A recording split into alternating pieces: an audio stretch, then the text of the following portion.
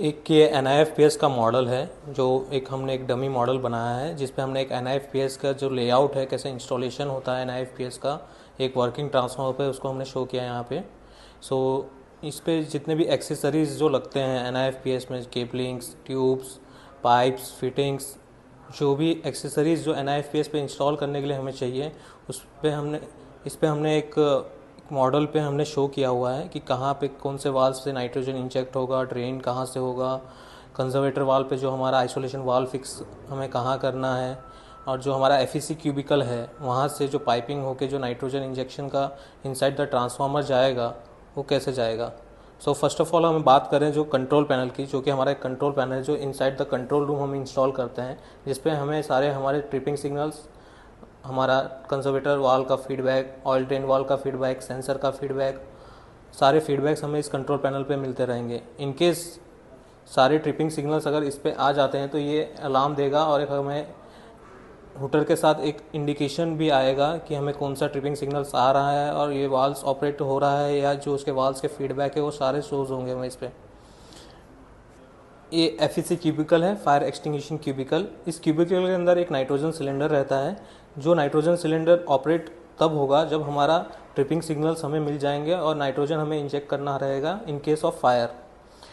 इस पाइप के through nitrogen inject होगा। जो HV साइड में जो पॉइंट्स रहते हैं हमारे इंजेक्शन पॉइंट, HV साइड में वाल्व्स के थ्रू ये इंजेक्ट होगा इनसाइड द ट्रांसफार्मर, और LV साइड में भी हमारे सेम ऐसे ही वाल्व्स रहते हैं। ये दोनों एंड से इंजेक्शन होता है हमारा, HV side and LV side.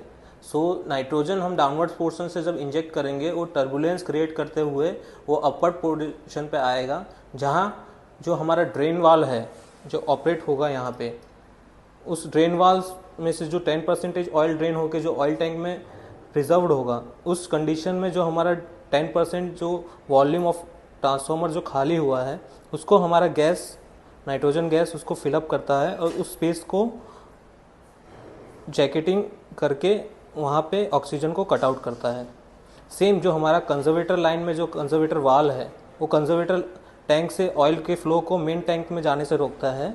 ये हमारा कंजर्वेटर वाल जो हम इंस्टॉल करते हैं बिटवीन कंजर्वेटर टैंक और ट्रांसफार्मर टैंक, बुकोस रिले से पहले।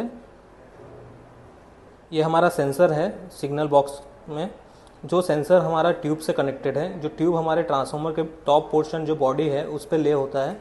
इस ट्यूब में एम्बियंट एयर रहता है। इन केस अगर कोई temperature inside the transformer tank increase होता है, वो टेम्परेचर बॉडी पे भी आएगा और इस ट्यूब के थ्रू हमें पता चलेगा। इन केस यहाँ पे टेम्परेचर इंक्रीज हो रहा है तो ट्यूब के अंदर की जो वॉल्यूम है वो एक्सपैंड होगी और ट्रांसफार्मर का जो हीट है, जो हमने सेटेबल कॉन्फ़िगरेशन वैल्यू है, उससे हमें एक अलार्म जनरेट होकर हमारे सिग्नल बॉक्स से कंट्रोल पैनल पे जाता है, जिससे हमें पता चलता है कि ट्रांसफार्मर के टेम्परेचर जो है वो राइज हुआ है और कुछ सडन कॉजेज़ की वजह से फायर के चांसेस क्रिएट हो सकते हैं।